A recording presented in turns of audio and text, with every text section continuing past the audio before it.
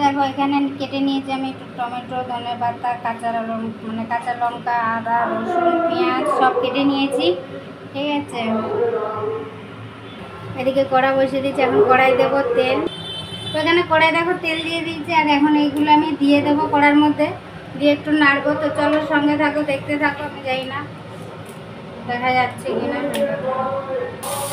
প্রথমে দেখো পেঁয়াজ কুচিটা দিয়ে দিচ্ছি। ঠিক আছে, তারপরে টমেটো সব একসঙ্গে এখন দিয়েই দেবো। সব কিন্তু আমি কুচিয়ে নিয়েছি, কুচানোগুলোই দেবো।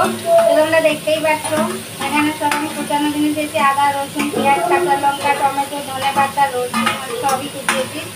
গোটা কিছু কিন্তু রাখিনি, মানে বেটে কিন্তু কিছু দেয়নি। তো চলো এখানে দেখো কষাতে থাকি, দেখতে থাকো। তো তেল একদম সামান্য অল্প একটুখানি দিয়েছি, দিয়ে ভালো করে নাড়বো। আঁচটা মিডিয়ামই আছে, দেখতেই পাবে। দেখো আঁচটা মিডিয়াম আছে, কড়ার অবস্থা ভীষণ খারাপ, কড়ার পিছনটা দেখো না।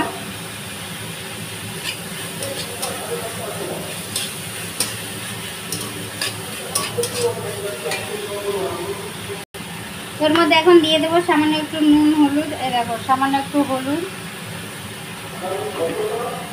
আর একটুখানি দেবো লঙ্কার গুঁড়ো। যেহেতু কাঁচা লঙ্কা দিয়েছি আমি, ঝাল বেশি দেবো না, সামান্য একটু। দেখো দেখতে পাচ্ছি চামচের আগায় সামান্য একটুখানি লঙ্কার গুঁড়ো, আর দিয়ে দেবো একটু স্বাদ মতো নুন।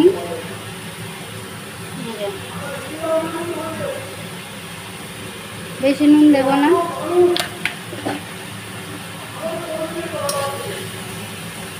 তো দেখতে পাচ্ছ ভালো করে যে কষিয়ে নিয়েছি, দেখতে পাচ্ছ। তো মোটামুটি কাঁচা জল, মানে কাঁচা বলছি, কাঁচা গন্ধটা অনেকটাই চলে গেছে।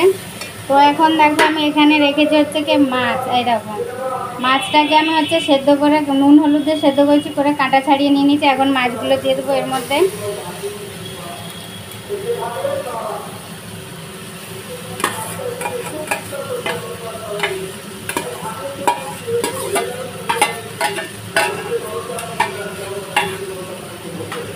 দিয়ে এখন এই দেখো ভালো করে মাছগুলো দিয়ে দিয়েছি, দিয়ে ভালো করে এখন মিশিয়ে নেবো এর মধ্যে। আমি মিশিয়ে নিই, তারপর দেখাচ্ছি, নাহলে ভিডিওটা অনেক বড় হয়ে যাবে। দেখো কষানো পুরো হয়ে গেছে এটা। ঠিক আছে, ঠিক জিনিসটা এরকম থাকবে। আমি কিন্তু পেঁয়াজটাকে একদম কিন্তু নরম গলিয়ে নিইনি। ঠিক আছে, তোমরা বুঝতে পারছি আশা করি, দেখতেই পাচ্ছ পেঁয়াজটা কিরম রয়েছে, ঠিক এরকমই থাকবে। তো চলো এটাকে এখন বন্ধ করে নামিয়ে নেবো, তারপরে কি করছি সেটা তোমাদের দেখাবো। চলো।